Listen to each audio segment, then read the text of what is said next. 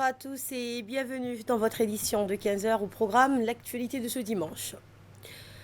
Le président de la République, Ismaël Omar Guelleh, a reçu son homologue somalien pour discuter des relations bilatérales et des défis régionaux.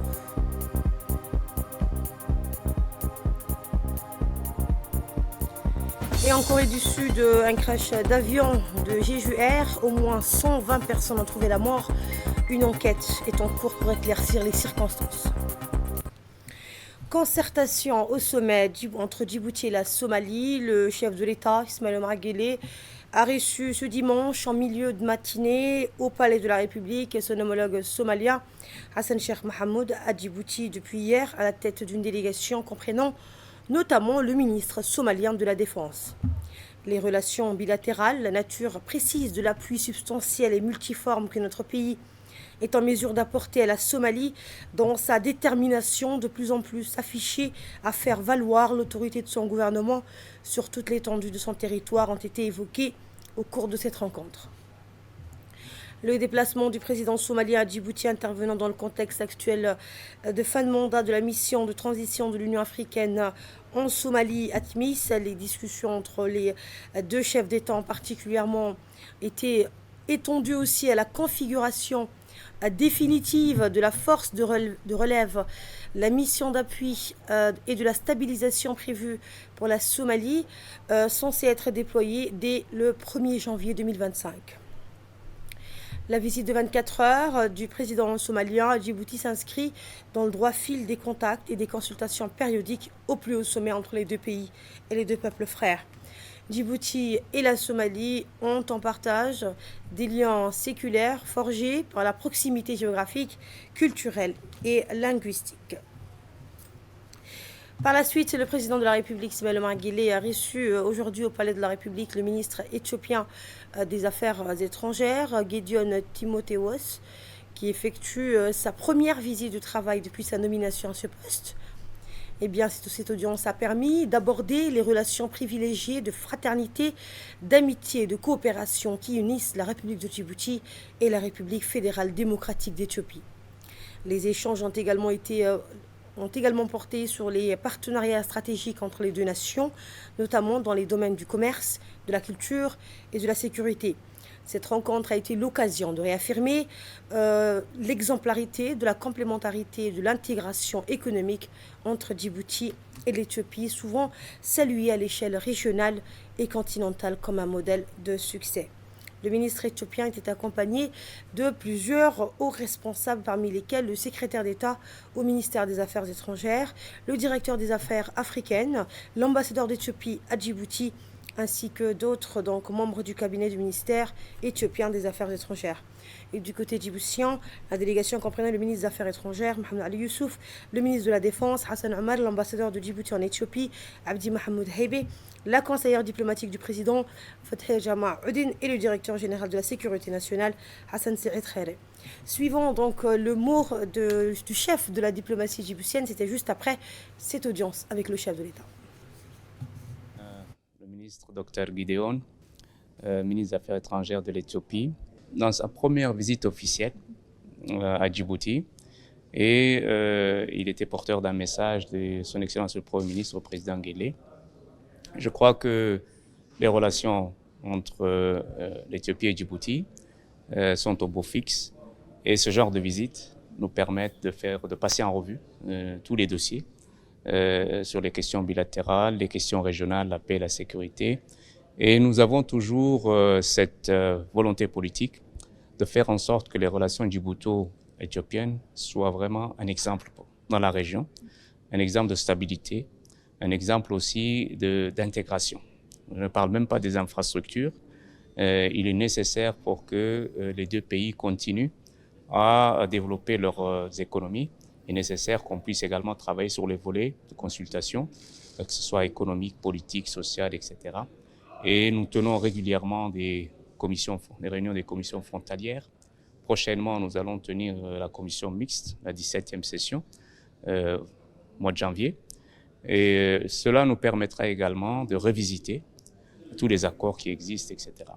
Je crois que Djibouti et l'Éthiopie peuvent inscrire, n'est-ce pas, leurs relations dans la durée et surtout avec un état d'esprit positif et constructif, et faire en sorte que nous puissions également aider les pays de la Corne de l'Afrique à aller dans ce sens-là.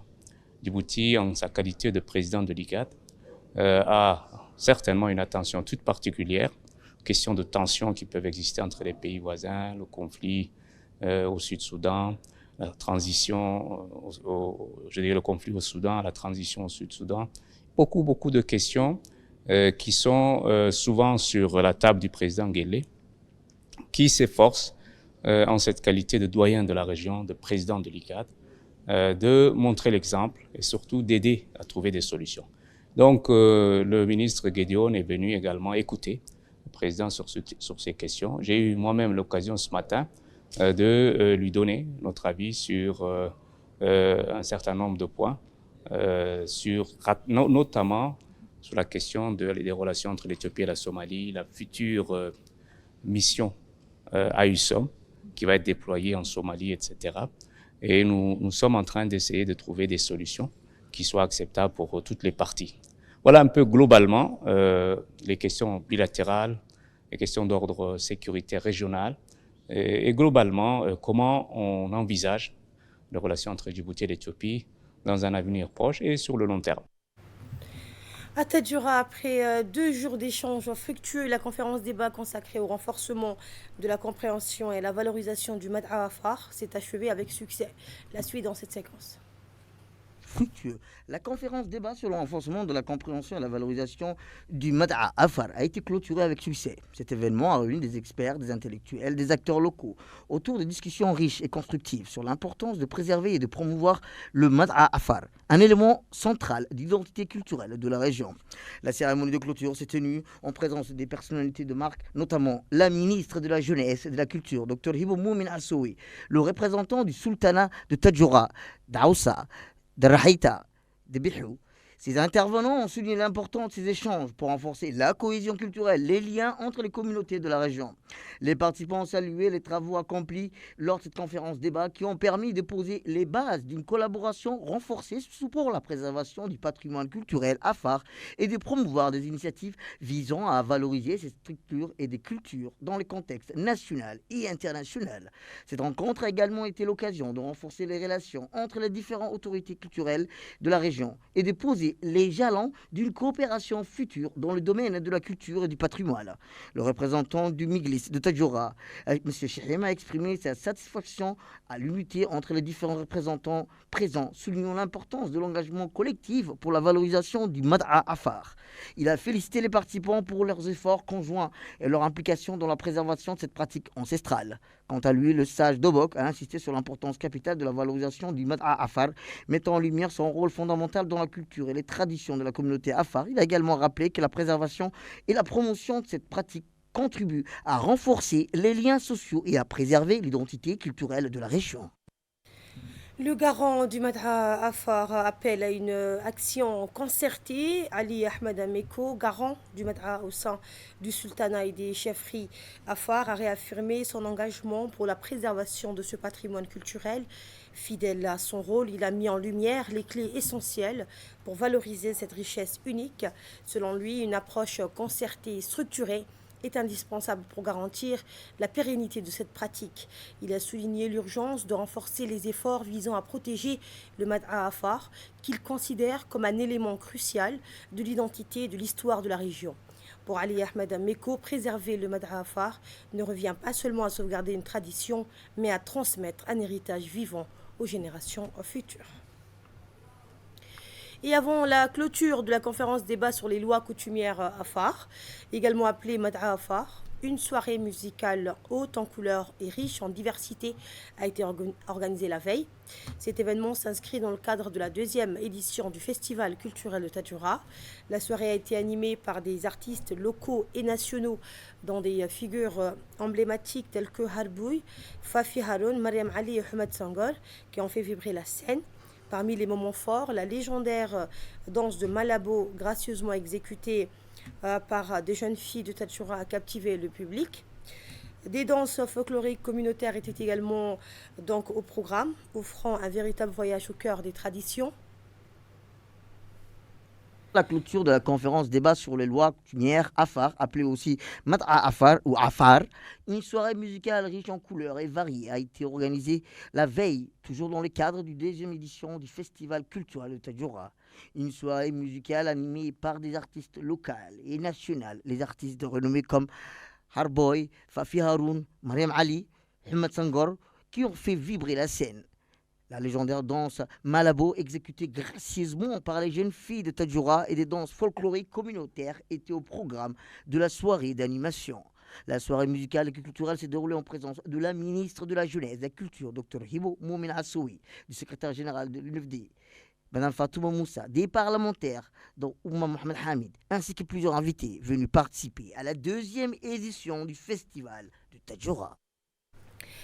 La Poste de Djibouti a le plaisir d'annoncer l'émission d'un timbre commémoratif spécial en hommage au docteur Burhan Mohamed Arif, figure emblématique de la médecine djiboutienne. Samata Saïd. La Poste de Djibouti est fière d'annoncer la sortie d'un timbre commémoratif spécial en l'honneur de l'inauguration du grand hôpital Dr Burhan Mohamed Arif. Ce timbre exclusif rend hommage à cet illustre médecin djiboutien, une figure emblématique de la médecine dans notre pays. Le Dr Burhan Mohamed Arif a consacré sa vie à améliorer l'accès aux soins de santé pour tous les Djiboutiens. Il a joué un rôle déterminant dans le développement du système de santé du pays et a laissé une empreinte indélébile dans le cœur des Djiboutiens. Au-delà de ses compétences médicales, il était un homme profondément humain et a engagé toujours prêt à soigner ses patients avec compassion et dévouement, sans distinction sociale ni religieuse. En émettant ce timbre commémoratif, la Poste rend hommage particulièrement à l'une des figures les plus emblématiques de la santé djiboutienne, en l'occurrence Feu Dr Burhan Mohamed Arif, médecin émérité et chevronné, dont les talents et les vertus sont inégalables, selon les propres mots du président de la République lors de l'inauguration de l'hôpital de Tadjoura. Le timbre commémoratif au design soigné met en valeur l'architecture moderne de l'hôpital, intégré des éléments symboliques rendant hommage au docteur Burhan Mohamed Arif. Il constitue une pièce de collection incontournable pour les amateurs fidèles, pour tous ceux qui ont et qui souhaitent marquer cet événement historique.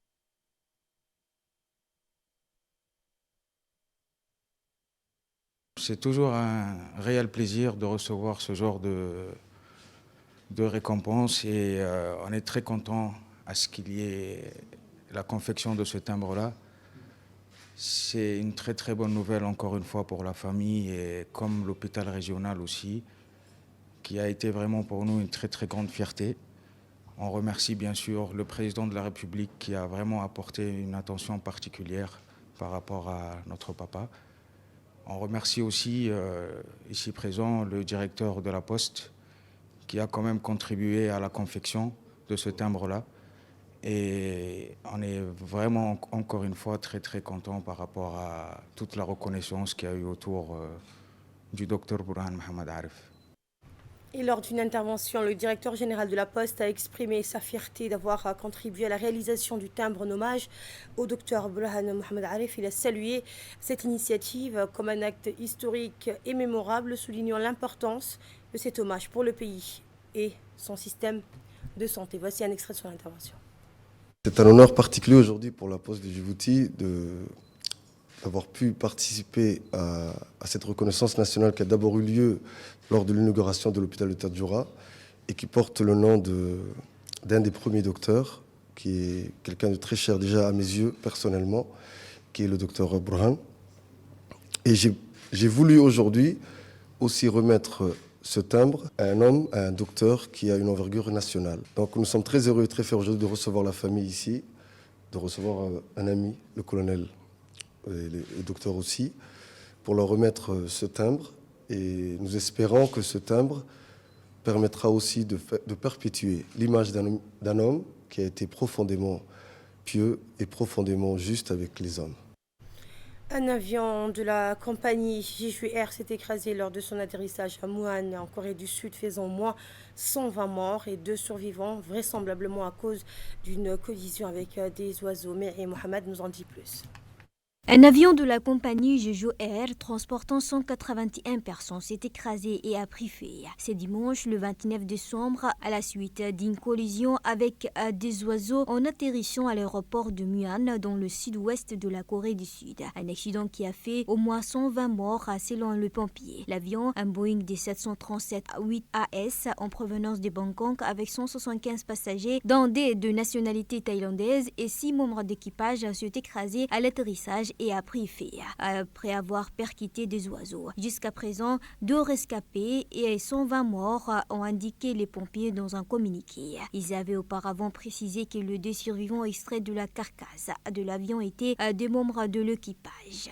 Selon les autorités, l'accident du vol s'est produit ce dimanche à 9h et minuit au GMT. L'avion transportait 181 personnes, 175 passagers dont de 2 nationalités thaïlandaises.